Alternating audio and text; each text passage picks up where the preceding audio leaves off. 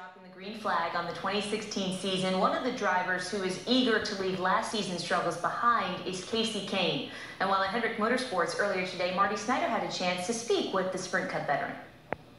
Well, I've tracked down a guy excited for the 2016 season. It's Daytona 500 car right there. Kasey, what excites you most about approaching the 2016 season?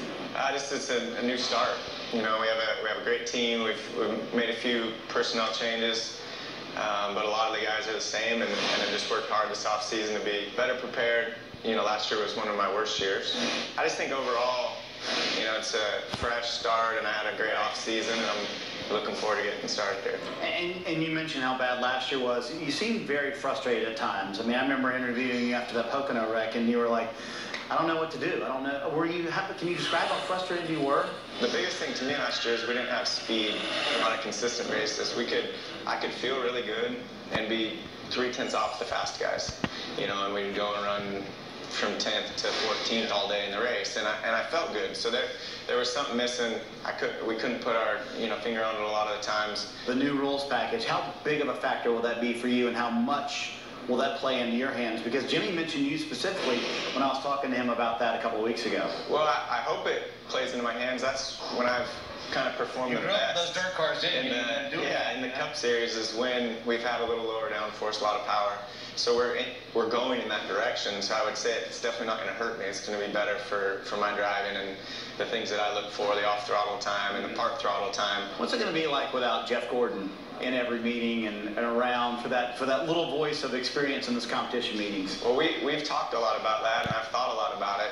The meetings will be big because he always brought up a lot of points, you know, and if he heard something that kind of hit a spot, he would need more information on that, and we could all learn from that and listen to that. And that was where Jeff was the best, was on race day. He knew how to get his car where he needed it to perform the last half of the race, and that was, you know, something that we will miss. And but still friends with him, so I'll be calling him once in a while. If you walk around the 524 shop, obviously this is going to be Chase Elliott's shop this year with you. How much do you feel like you need to help him and kind of guide him in that first year? And what's a big piece of advice you would give him in his first year? To me, the biggest thing will just be being on the same page and trying to work as a group here.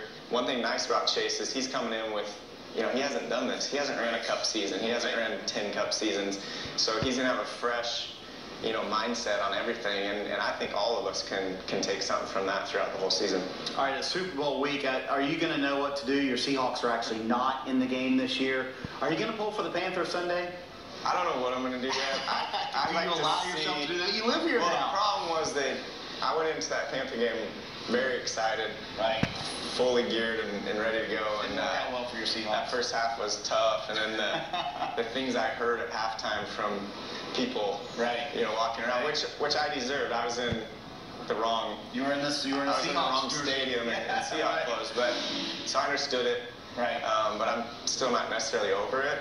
So you're not, all this to say you're not pulling for the Panthers. Well, I like the Panthers, but I think it'd be cool to see Peyton Manning win. Oh, there you go. All right, he's going to pull for the Broncos Sunday. We'll forgive him, though, because everybody here in Charlotte obviously pulling for the Panthers. Carolyn?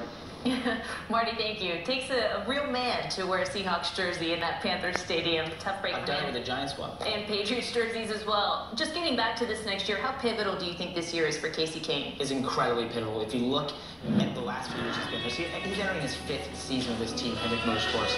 And really, when you look at the last 3 years, it's been a succession going down, right? That's not the way you want to see it going. And really, for him, it's not like we're judging off one season. This is a whole body of work. So this season, going forward, they really need to pick it up. He needs to be fighting to make the chase. Not in the ways he did in 2014 when he made it barely by winning that one race in Atlanta, not having a good season that year and wasn't really a factor when he got in the chase. Last year, obviously, was not a factor for the chase. And really, I'm glad they touched on the low downforce package because I personally feel this will benefit Kasey Kahne. He comes from a sprint car background, a dirt background. You want to use the pedals, and that's what this low downforce will allow him to do. If there's any bright spot, it's that package. And just a reminder for you guys at home, you can listen to the full Kasey Kahne interview if you go to NBCSports.com/NASCAR. We have it for you there. So a lot more ahead still on the show.